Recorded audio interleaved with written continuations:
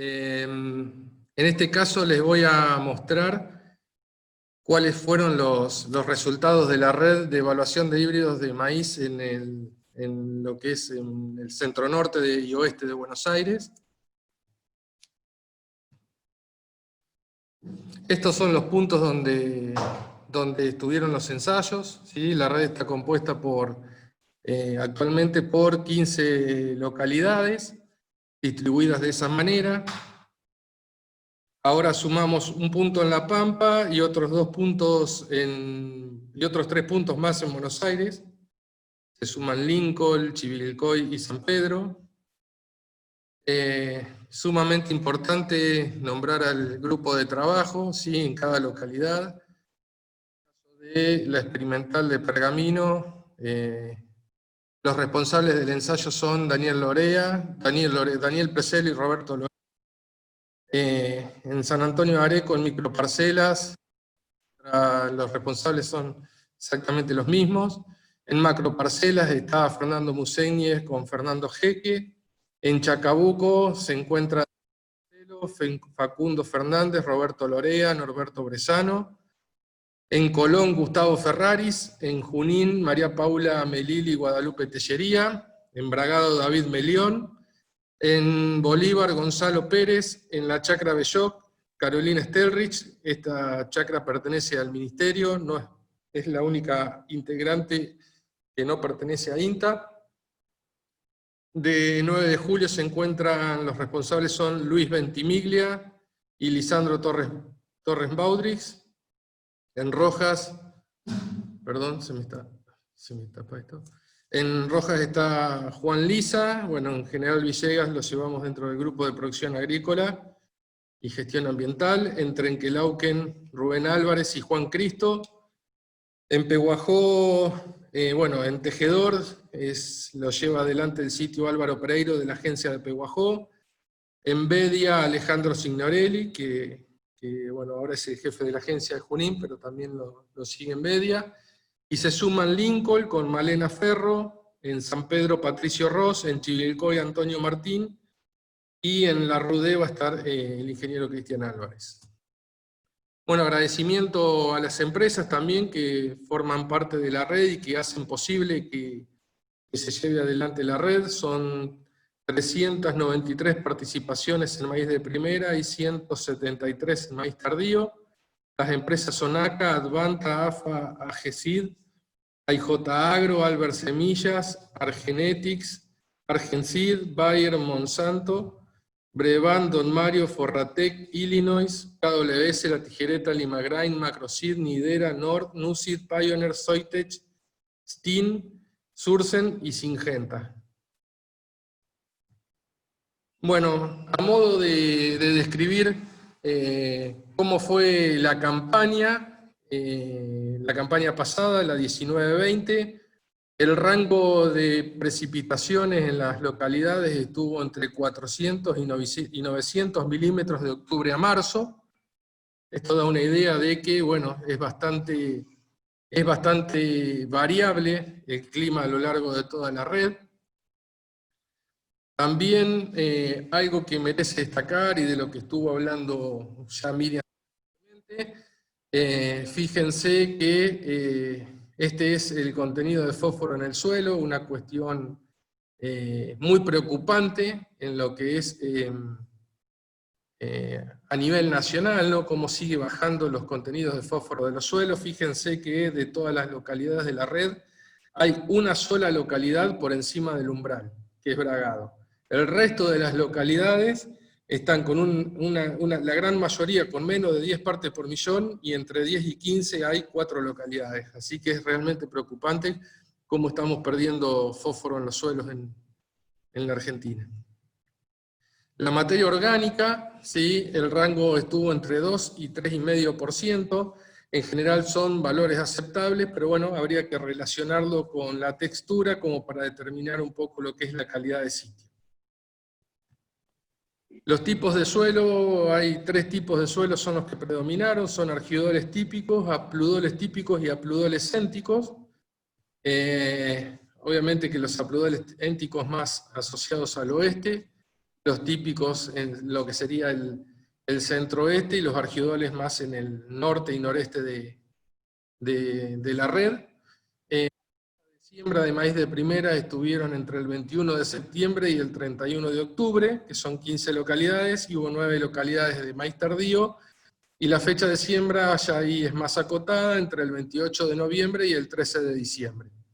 La fertilización fue variable, son cosas que vamos a ir corrigiendo en la red, pero estuvo entre 160 y 250 kilos por hectárea de N suelo más fertilizante. El fósforo, la fertilización fue entre 25 a 35 kilos de fósforo de P elemento por hectárea, y el azufre hubo algunas localidades que corrigieron y otras que no, así que estuvo entre 0 y 22 kilos por hectárea. Bueno, estos son los datos crudos, ¿no? Que no vamos a hacer hincapié en leerlos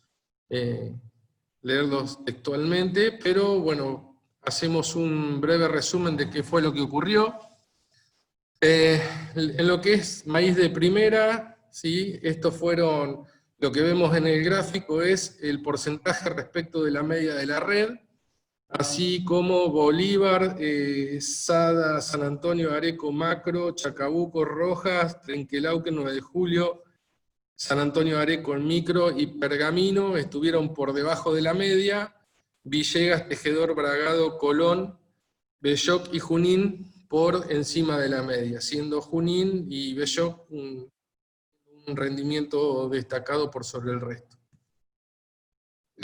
Fíjense que también, bueno, lo que se ve es, en este caso tenemos unos box plot donde vemos el rendimiento y cómo fue el comportamiento dentro de cada localidad, y vemos que a medida que aumentan los rendimientos, la variabilidad también aumentó. En el caso de maíz tardío, si bien hubo variabilidad entre las localidades, la misma fue menor que en la fecha de primera, y 3 localidades por encima de la media y 6 por debajo. Y bueno, la variabilidad es un poco menor, pero tiene más o menos el mismo comportamiento de que a medida que aumentan los rendimientos habría una mayor variabilidad. Algo que me olvidé mencionar es que el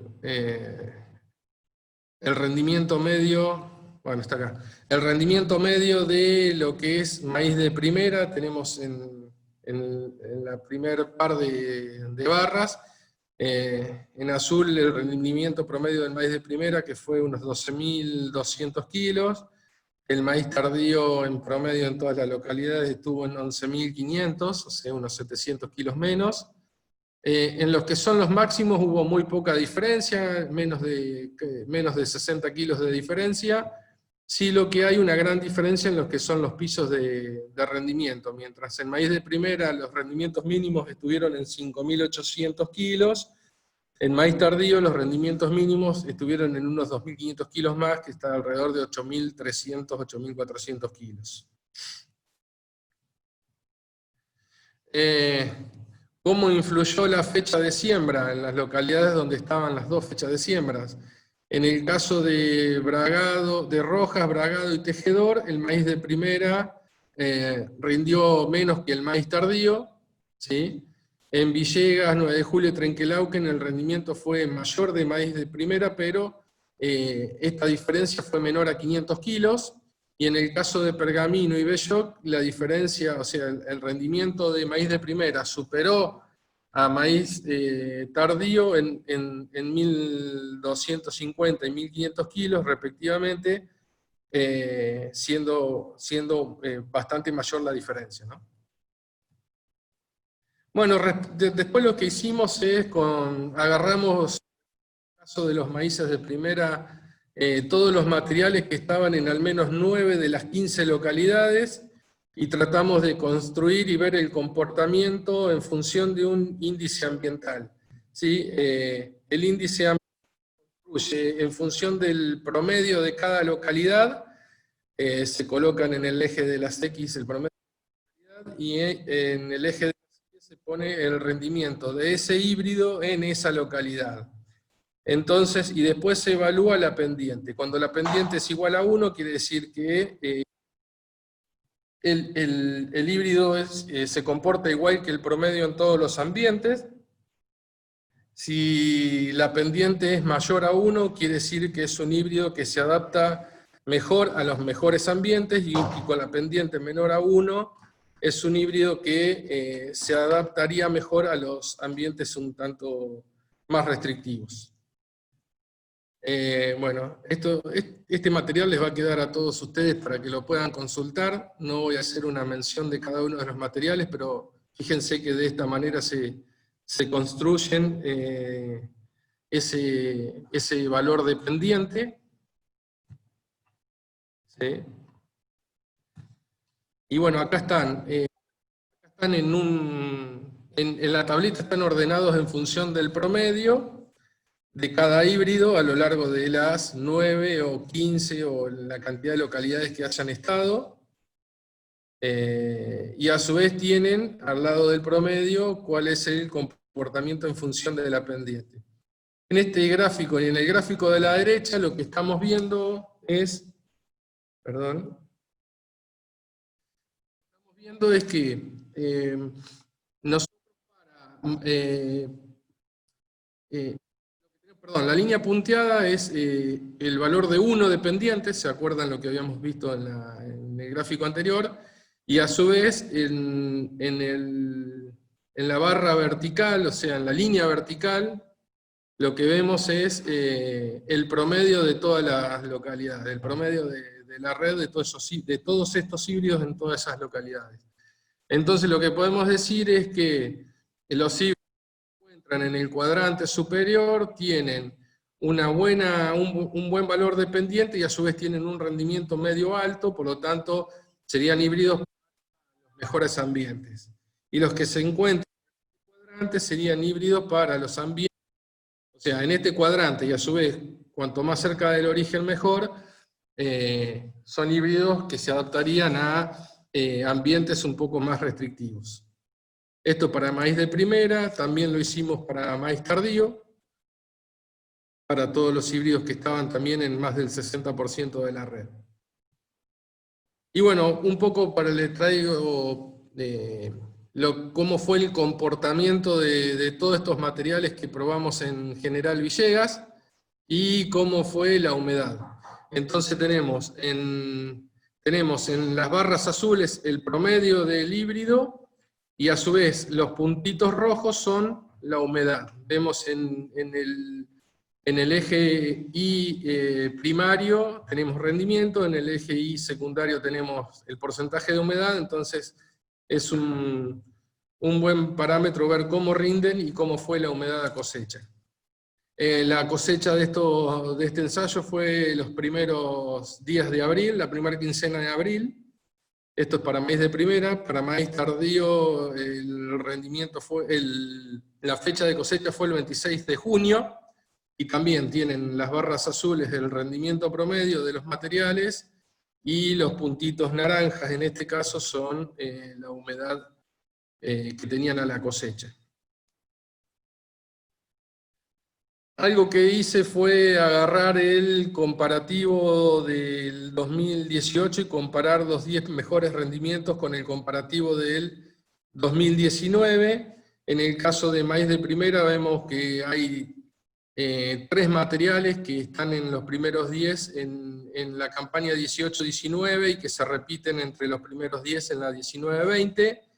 En el caso de maíz tardío ya son bastantes más. Hay al menos 5 materiales que se repiten en los primeros 10 de una campaña a la otra.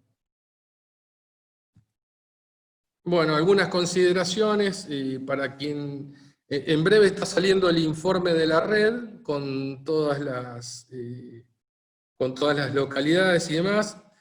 Tengan en cuenta que bueno, hay variabilidad entre localidades, que cada cual tendrá que mirar las que les queden más cerca y en función de eso tomar una decisión o tenerlas en cuenta. Y a su vez también hay variabilidad dentro de las localidades. Y que bueno, hay cuestiones que tienen que ver con el ambiente objetivo a tener en cuenta a la hora de de elegir un híbrido también se podría tener en cuenta la fecha de siembra. Y bueno, actualmente algo que está muy en boga es el tema de los pronósticos a largo plazo, ¿no? A la hora de decidir en qué ambientes hacer maíz, en cuáles no, en cuáles ir a primera fecha, en cuáles a tardío, pero ya exceden lo que es la presentación actual.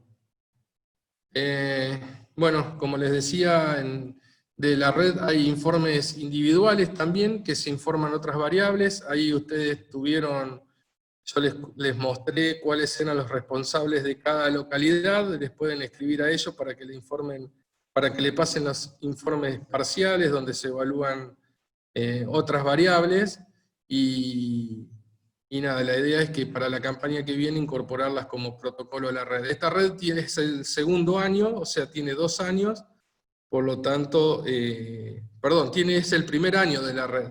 Por lo tanto, bueno, tenemos muchas cosas para mejorar, pero le estamos poniendo bastante garra. Así que, bueno, muchas gracias y quedo abierto a las preguntas. Bueno, Walter, gracias por tu presentación. Buenos días para todos, porque yo no había saludado. Estoy como Walter Miranda, pero soy Alejandra Maquiavelo.